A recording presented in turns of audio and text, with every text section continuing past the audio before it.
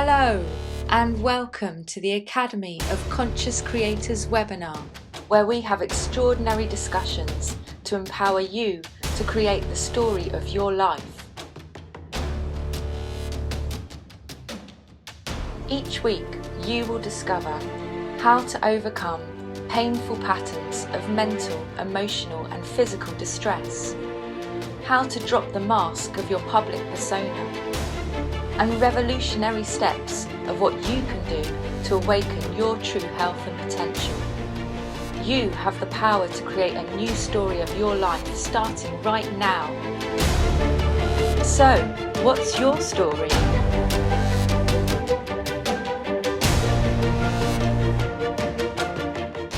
How often have you stopped to think about how your body actually communicates?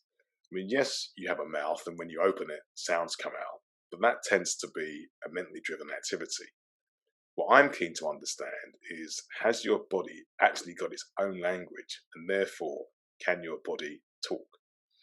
I'm your host, Pete, and Victoria and I are going to be talking about the fascinating subject of how our bodies communicate with us and what you can do to tune into that communication so that you can start to understand what your body is saying to you.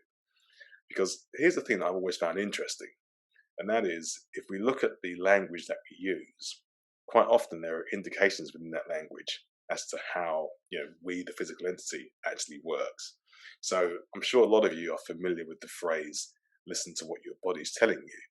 But the question is it a case of actually listening, or is something else going on there? Victoria, what do you think? Hi Pete, good to be back for another fascinating discussion. And what a great topic, particularly because I know so many have been feeling quite unsettled during 2020. So yeah, in answer to your question, there are lots of chemical reactions going off in our bodies all the time, and those chemical reactions are part of the process in helping us make our choices and decisions. So if we're only really listening to what we're hearing with our ears, or listening to what our minds are telling us, then we may be missing the insights that our body is giving us. So feeling is the secret. Okay, so that's a great point. And how do you then define a feeling? Because I think there are many interpretations as to what one could take that to mean. So as far as you're concerned, how do we define a feeling? Right, so I think a lot of people might say, oh, well, feeling is the emotion, which, would be fear, anger, sadness, joy. But a feeling is actually the sensation that we feel in our body. So thoughts create feelings, and the feelings will connect us to the experience that we have. So from an early age, we've kind of been molded into using our logical minds to think our way through lives. And so what happens is we might get a feeling in our body, and then our mind will take over and start telling us what it must mean, or it might mean this, might mean that. And, our minds are really powerful storytellers. But so if we imagine our mind is like a filing cabinet, so over the years, our mind has stored memories of all of our experiences in life, whether they were perceived as positive or negative experiences. So what actually happens when we get a feeling or a new experience is presented to us, our minds will go through the filing cabinet and start searching for an experience which is most similar to the one that we're now in, and then use that reference of how we reacted to or what the outcome of the past experience was. We often use that as a reference point, which will then determine or tell us what we are expecting this new experience, or the outcome of the new experience. And so, often that's not correct, because it's a new experience. So how do we know what the outcome's going to be? Yeah, no, that's a great point. So I think what you're talking about there is that this kind of learned way of behaving in terms of the filing cabinet. That's really the kind of automatic behaviors that we have through having programmed our subconscious. So really, yeah, what happens is we kind of get into then this habitual way of reacting to things without actually knowing whether that's the right way to react to them. Then is what you're saying. So yeah, so how do we kind of like start to break that automatic programming that we start to live by and be more spontaneous and, you know, kind of act in the moment is really what I think you're getting at. Yeah, because we've not learned this in school or growing up, it's very difficult to discern what we're feeling because we're used to being up in our minds, processing and analysing what this might mean. So once we start to become more aware of the feelings that are going on in our body, we start to become more familiar with it. So then we start to know ourselves much better. Because a lot of our thoughts, you know, they've been learned through the way from maybe our parents' fears and worries. We've kind of taken those on, or experiences that happened in school. So until we become aware of, oh, hang on, that was just an experience, that's not me, then we don't really know what the feelings in our body are telling us. So one of the practices that we teach in our coaching is to be able to get in touch with the feelings in our body. So if you'd like to have a little experience now, we can let's go for that now, and you know, let's try an exercise. We'll try and help you up for that? The listeners. Yeah, great. Yeah, so where do we begin? Okay, so if you sit comfortably, get yourself comfortable, and just start to follow your breath in and out, and really take a deep breath deep into your belly, because belly breathing is got a calming effect on us rather than the shallow breathing that we tend to find that we will do. And while you're breathing, if you try and think of a situation where you maybe felt a bit anxious, and try and bring that feeling of anxiety into your body. Yeah, got that. Okay, just really sit with that anxiety and just do a mental check over your body. Notice where you feel the anxiety in your body. Where is that feeling? Yeah, it's here, just in my chest area. Your chest. Okay. Yeah. And does it feel? How strong does it feel? It's not overly strong. I feel like it's there, and it feels like a bit of a slight tightening. Yeah, so it's, you know, I know it's there. It's not overwhelming, but I know it's there. Yeah. Okay. All right. So just sit with that feeling and just notice what happens to it as you keep your breathing really long and deep into your belly, and just keep observing that feeling, that sensation in the body.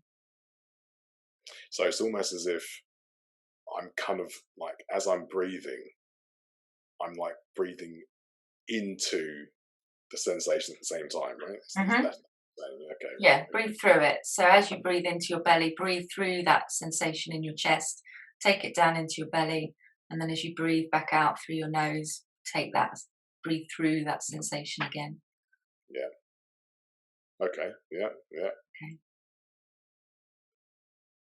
So what's happening here is, as I'm doing that, it seems to be, it's still there, but it's getting less. Okay. Good. Yeah, is what I'm noticing. Yeah. Okay. Okay. All right. So let's just shake that off a little bit. Yep. Good. Okay, and we're going to repeat the exercise. Yeah. But this time we're going to imagine something that made us feel really excited. So if you just relax your body in your chair again, start the breathing, and just to bring up a memory that you were really excited about. And then I want you to do the same thing. Just notice in your body what feeling you get, what the sensation is, and whereabouts in the body it is. Okay. So you can probably see I'm smiling at the moment. So, okay, so interestingly, it's here again. Where? Slight difference. It's back in the chest again. It's Okay. back in the chest again. Now, there's a slight difference in that it's a bit more expansive. Mm.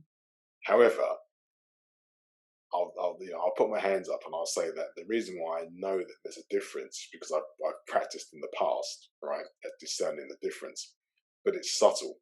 Mm. So if I hadn't been doing those practices, I would have said that it's probably the same feeling. Mm. It's in the same part of my body, and it feels very similar to the anxiety. So, it may well be that the viewers are having the same Listeners. same situation where actually you can't tell the difference between the two of them. So what happens there then? What's going on there? Potentially, I mean, some people might get a feeling in a different part of the body, but what I thought was really interesting that I picked up on you saying is, of course, the feeling that we would label as the negative feeling of anxiety, you felt much more constricted, it was contracted. Whereas when you had a more positive feeling in your body, it was much more expansive. You were open to receiving that experience. Yeah, yeah. So, but here's one thing, yeah, again I find interesting, and that is I find with me and the way my body's wired and structured, most of my feelings are actually in this part of my body. Mm. All of them. Right? I can only think about one or two particular scenarios that I go through where I've got a real notable different place of that feeling. And that would be like literally at the bottom of my coccyx or at the bottom of my spine. Other Hmm. than that, everything seems to be around in this area. But I think in order to start to understand what's really going on, I think what you're saying is it's important to stop labeling and intellectualizing what's going on and actually figure out, well, what am I actually feeling, as opposed to what am I thinking about what I'm feeling. Mm. Is that correct? Yeah, kind of welcome that feeling, because I think often if we get, that what I'll call nervous feeling in the stomach, because often that's where where I get my sensations. And like you say, rather than quickly labeling it, just go, oh, okay, I notice a feeling. Yes, it might feel uncomfortable because it might remind us of when we've had that feeling before and maybe something didn't work out too well.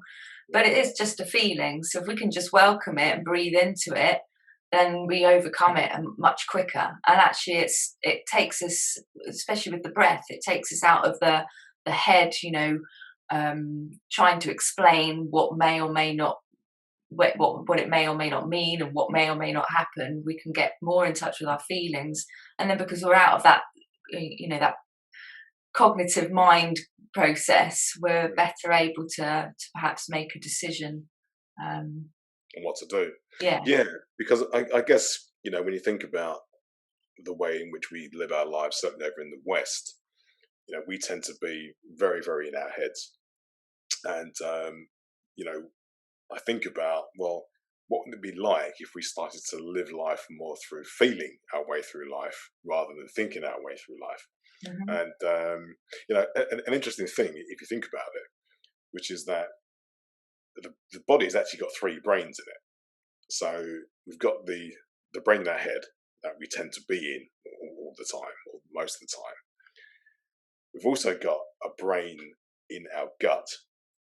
So scientists have found, I think biologists, whatever, found that we've actually got literally like brain cells in our intestines and our gut area. I'm not quite sure to what degree, but there's definitely like a gut brain in Mm. there.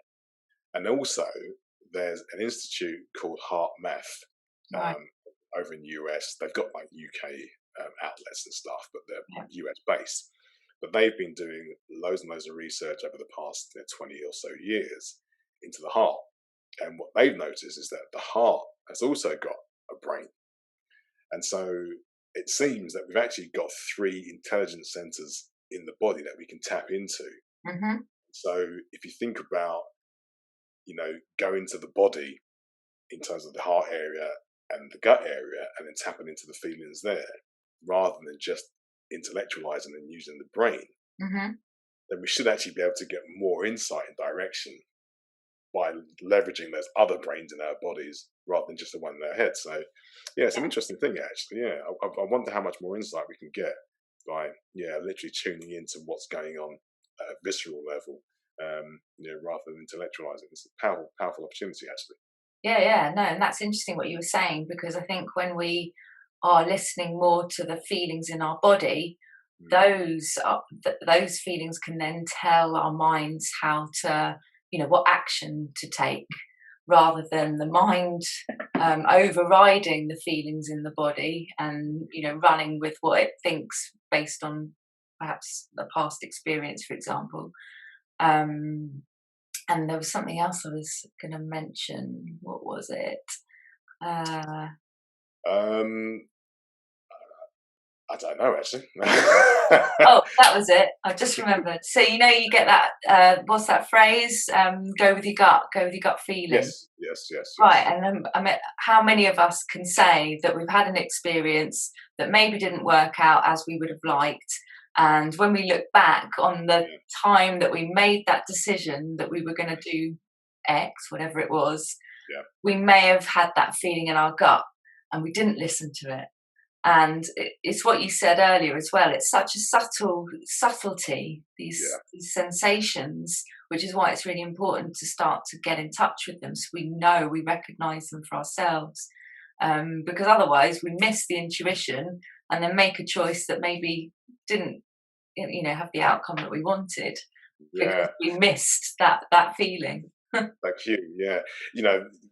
so right. And I sit here now thinking about the amount of times that I've known intuitively, like, don't do this or do that, and I'm like, no, that can't be right, and I've done the opposite, and things haven't turned out how we wanted them to. But but we go into denial and dismiss exactly. But you're right, and as soon as we become more aware of our feelings and start to recognize them more, then we are actually more in control, and we're able to take responsibility for what our thoughts and feelings are, and then obviously take the appropriate actions, or we respond rather than react, which usually has a much better outcome for everyone involved. Yeah, so we become literally response-able. So fantastic. So Victoria, we're basically coming up to time on today's episode. So we obviously looked at how the body communicates with us and how we can begin to tune into it and get more control and direction of our lives. And we'd like to invite you, the listeners, to make a concerted effort over the next week or so to try and tune in more to your body sensations, and rather than use your mind to figure out what's going on, tune in to hear what your body's saying to you. Mm-hmm. So, of course, we'd love you to join us in our discussion on our Facebook channel, which is at the Academy of Conscious Creators, where we're going to continue this discussion, and we'll pick up again with the answers in our follow-up sessions called the Short Answer Session, which is a live Q&A that we'll have that basically follows on from the topics that we've had in these webinars. So, been a pleasure. Victoria, we'll catch up again next week. And listeners, thank you very much. See you again soon. Take care.